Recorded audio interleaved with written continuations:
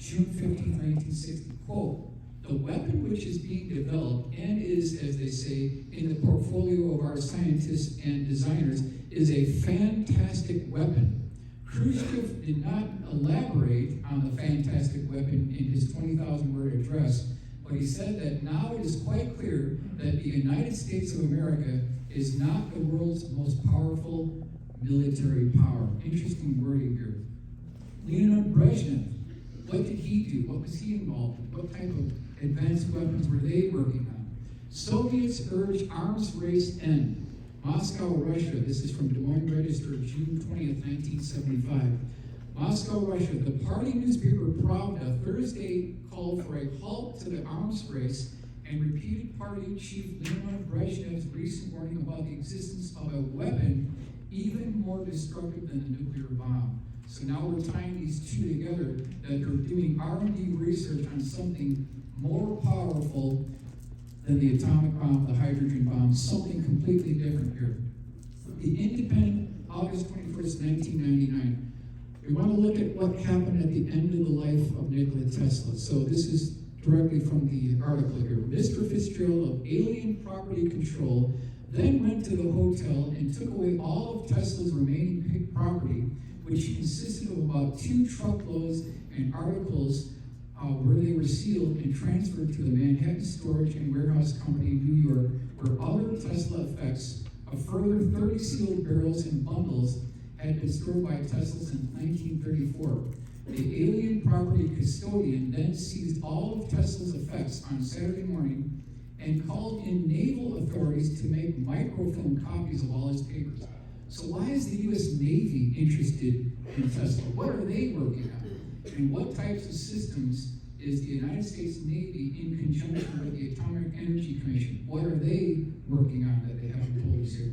Also want to highlight our good friend who's no longer with us, Thomas Beard. He wrote a book called Star Wars Now, where he goes into specific details on these directed energy weapons, the scalar weapons.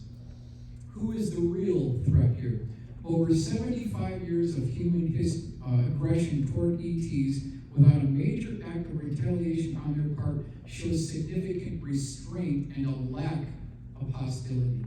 The real threat to national security are the rogue elements within the intelligence and military establishment and their hostile posturing toward peaceful ET contact.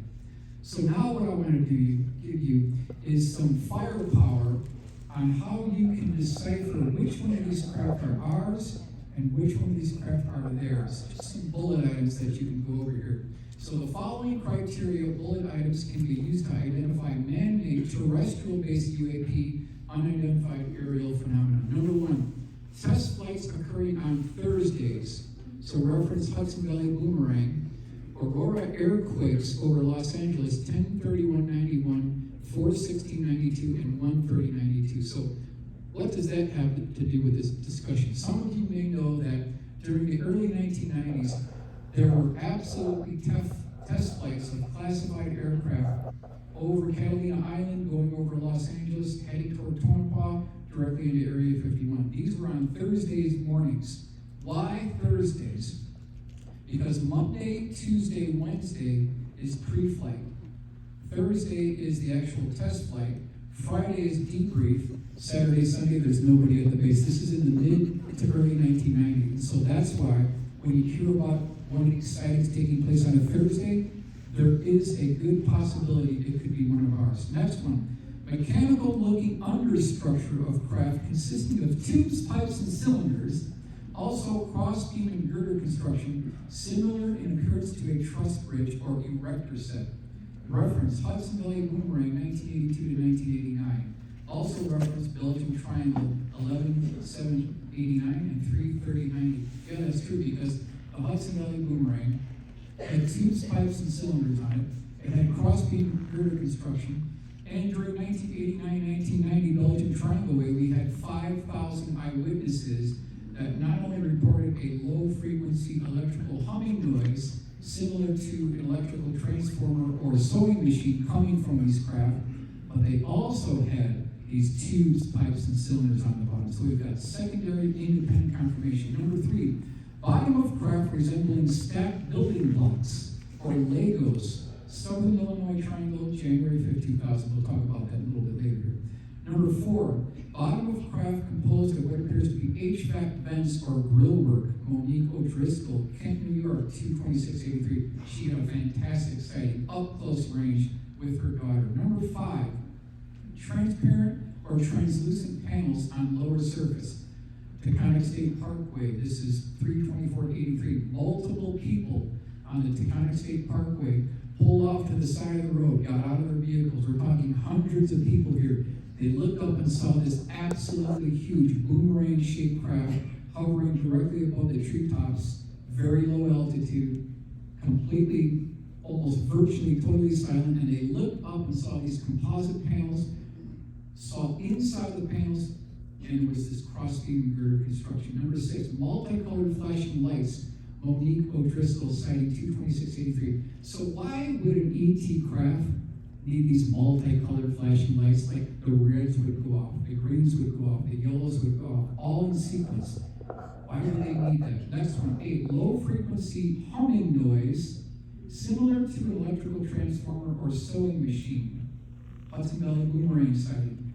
Belgium, 89, Southern Illinois sighting, 152,000. They had the same type information there. Number 9, static on radios as craft enters local area, which then disappears as craft departs, aka electromagnetic disturbances. So here we're talking about a close encounter of the second kind when you've got actual physical effects. You've got car engines stalling, you've got different static on radios, you've got generators going dead. This has been confirmed by multiple people throughout decades and is within the historical record.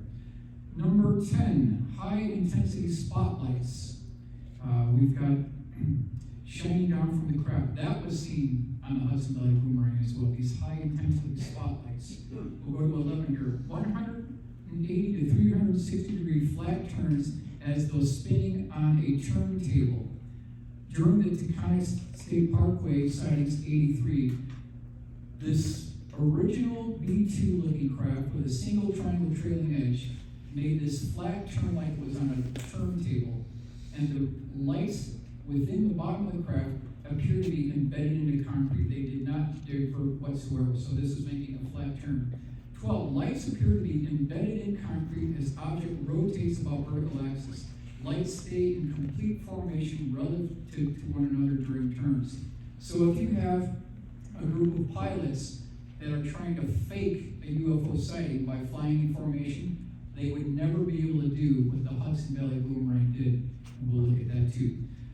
Craft following the contour path of major freeways or expressways. Taconic State Parkway, this is back in 32483. 14, evidence of fuzzy or blurred edges on outer perimeter of craft indicating the possible use of an airborne holographic image projector, and this is reference 2025 report 5.6. Radiation poisoning of local area, Cache Landrum, December 12, 1980. Interesting case to look at too. The occurrence of a spark gap mechanism or vertical electrical probes connected to the primary structure. This is a 1972 case that was pulled out of the Center for UFO Studies, 2457 West Peterson Avenue in downtown Chicago. 17, evidence of rivets or fasteners used to hold primary structure together. Helena, Missouri, 3503, we'll look at that case. 18, strobing lights that run back and forth along front, side, and rear of craft, Belgian Triangle, Southern Illinois Triangle, back in 2000. 19, craft camouflaging or hiding itself against background by using electrochromic panels, aka starfield camouflage. Reference Officer Craig Stevens, Millstead, Illinois, 1/5/2000, Popular Science, May 1997. Number 20 is interesting. The falling leaf phenomenon. Many man-made craft wobble or rock before they become fully stabilized at low altitude.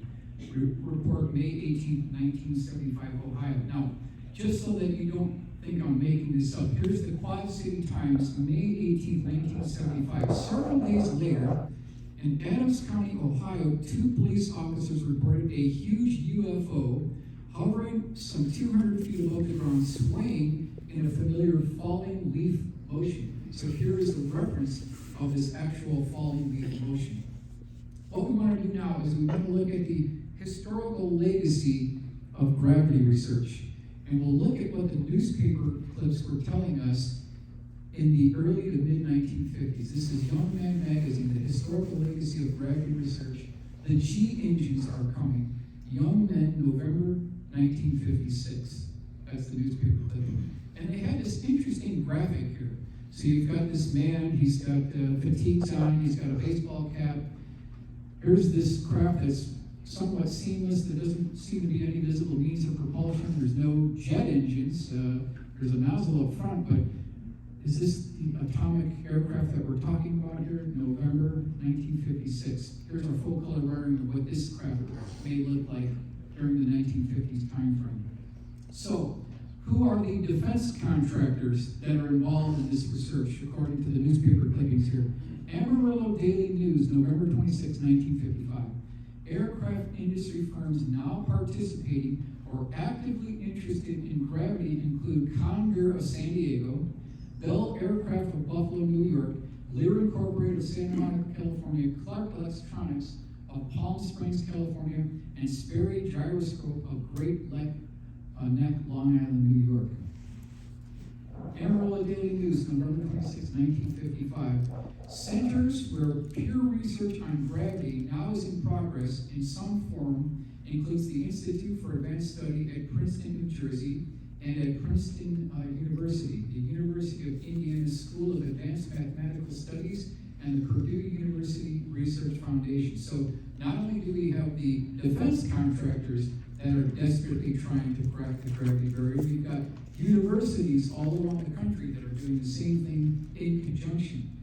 Amarillo Daily News, November 26, 1955, headline, Science launches search for gravity's priceless secret. Search on for secret of gravity. Changes far beyond atom are the prize. The initial stages of an almost incredible program to solve the secret of gravity and universal gravitation are being taken today in many of America's top scientific laboratories and research centers.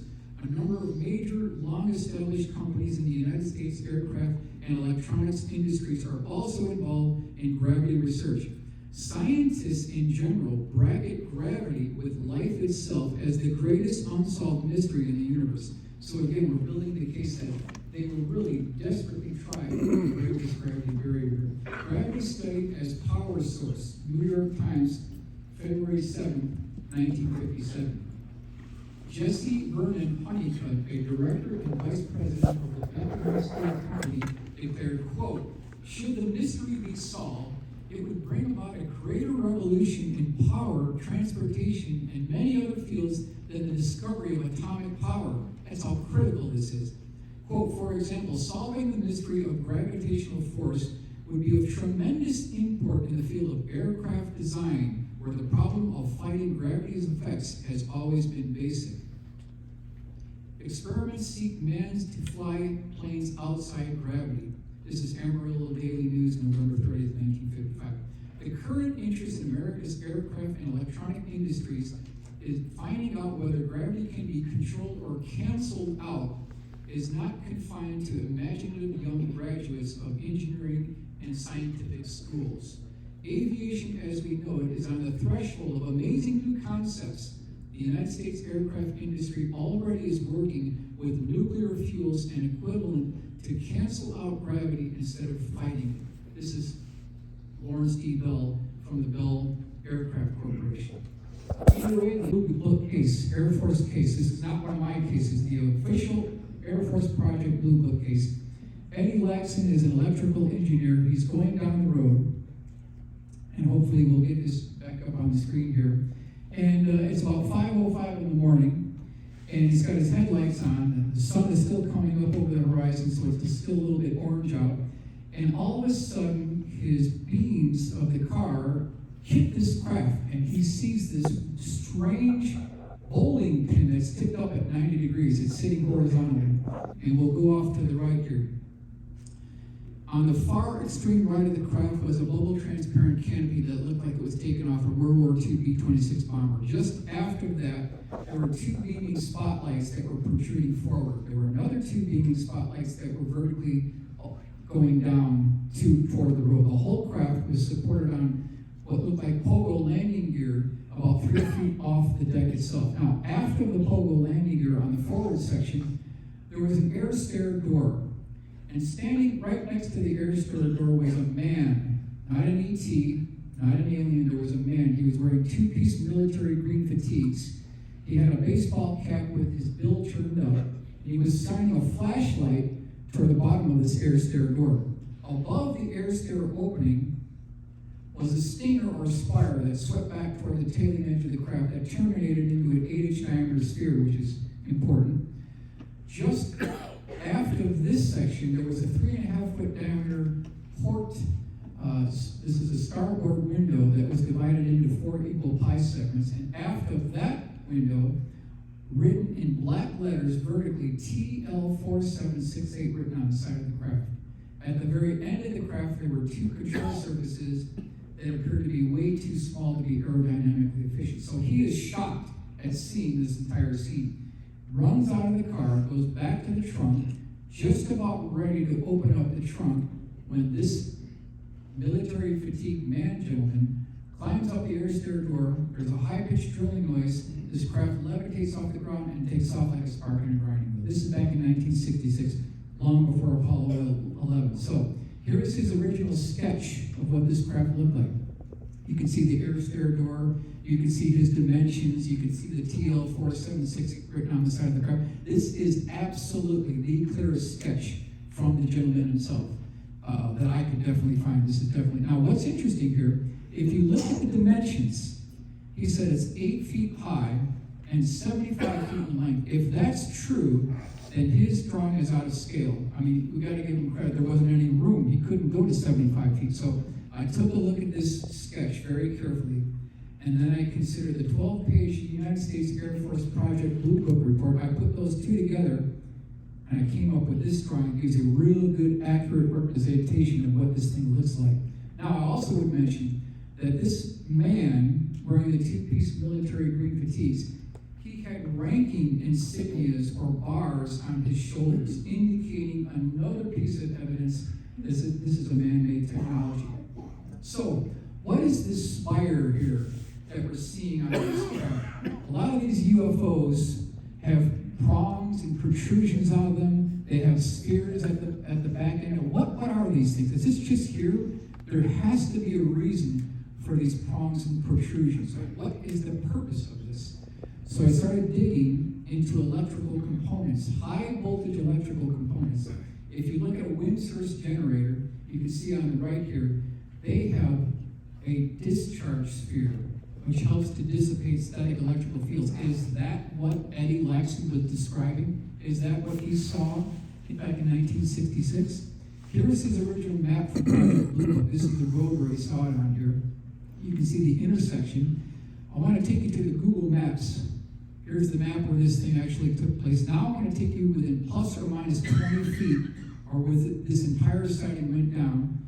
And I believe this is plus or minus 20 feet. So if we were here back on March 23rd, 1966, at this exact time, at this exact location, we would have seen the exact same craft that Eddie Laxton had seen. Here is the official Project Blue Book index card, just to know this is an actual case. We're not going to read the whole thing, but observer spotted object parked on highway in front of his car. Observer stopped car and got out to investigate, but as he got close to the object, a man apparently entered the object, and immediately the object began to rise from the ground. This is from Air Force Project Blue Book. So then I started digging and pulled up these newspaper clippings. Temple man meets UFO on highway. Lawton Morning Press, March 24th, 1966. Another one, strange flying object sighted. Wichita Falls, Times, March 23rd, 1966. We'll look at some bullet points here. William Eddie Laxton was a pilot since 1941. He had 8,000 hours of flight time and taught a course in aircraft recognition. The kind of guy that you want on your team as a reliable witness. Number 2, object rose from the ground with the sound of a high-speed electric drill hissing geese or a welding torch. That's something we hear many times, where there's high-pitched drilling noise before these things take off. Number 3, The craft caused the hair on his arms and head to stand up. Yep, you heard of that too. Around these localized areas where these craft are seen, there's a static electrical field where the hair on your chest and the hair on your arms can stand up. Number 4, the man standing next to the craft was wearing GI fatigues and had chevrons on his uniform. Doesn't sound like an ET or alien to me. Number 5, Laxton stated that he would recognize the man if he saw him in Oklahoma City tomorrow. That's how close he was to this gentleman. Now, Houston Post, April 10, 1966. Laxton, who was familiar with aircraft, said he had no thoughts about the craft being from outer space or even from another country. Quote, "It's an American piece of machinery," he said. "It's nothing foreign." So according to this reliable witness with a military, with a pilot background, he thought it was one of ours. Object sighting now rooted. That's him up on the right-hand corner. The Daily Oklahoman, March 1st, 1971. We're going to look really quickly here at what he had to say. Quote, "What I saw was definitely not from space. The man was wearing fatigues and had a cap with the bill broken up like Air Force mechanics wear," Laxton said. "It had common English letters on it." So again, another piece of evidence looking like one of our technologies here. Now, I put this in here because I think it's important. We should all consider very carefully the tremendous implications of what that statement means from Eddie Laxton, what he's telling us. The implications are absolutely staggering because if Eddie Laxton is reliable, if he's truthful about the sighting, then again, what was all this about then? If we already had the technology to travel into space without using liquid rockets as early as March of 1966, then what was the Saturn V rocket for? What was this entire Apollo program for if covertly we have a secondary space program that has essentially no moving parts? There's no jet engines, there's no rocket engines. We'll move forward here. Look at all these single point failures here on the Saturn V rocket engine. You've got pipes, you've got valves, you've got turbo pumps. If you lose any one of these, you're going to lose the spaceship and the pilots. You're talking about so many single points failures here.